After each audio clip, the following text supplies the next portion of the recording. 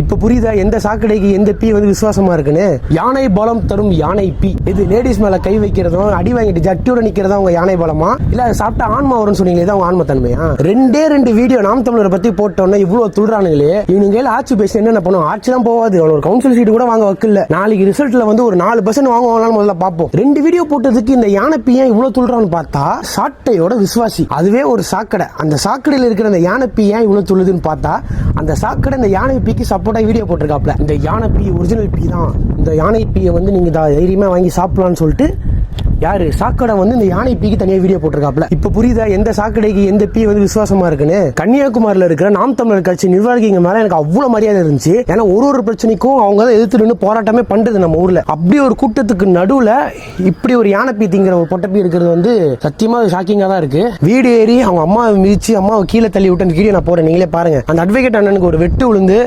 அவங்களுக்கே இந்த நிலைமை இருக்கிறப்போ அப்ப மத்தவங்களும் எடுத்து பேசுறாங்கன்னா அப்ப அவங்க நிலைமை யோசிச்சு பாருங்க. உங்களால நாங்க தொடவே கிடையாதுடா, அவங்களாம் தொடவே கூட தான் இருந்தோம். அந்த சாக்கடையெல்லாம் தொட்டு நம்மளுக்கு வந்து பேர் தான் கெட்டு போகும்னு சொல்லிட்டு தான் நாளை இது வரைக்கும் வீடியோவே போட்டது நாம் தமிழர் கட்சியை பத்தி. இவனுங்களுக்கு சப்போர்ட்டா எவனா கமெண்ட் போட்டீங்கன்னா உங்க அம்மா ஒருத்த வீடு ஏறி மிதிக்கிறதுக்கும் உங்களை வந்து வெட்டுறதுக்கும் நீங்க சப்போர்ட்டா நிக்கிறதுன்னு அர்த்தம்.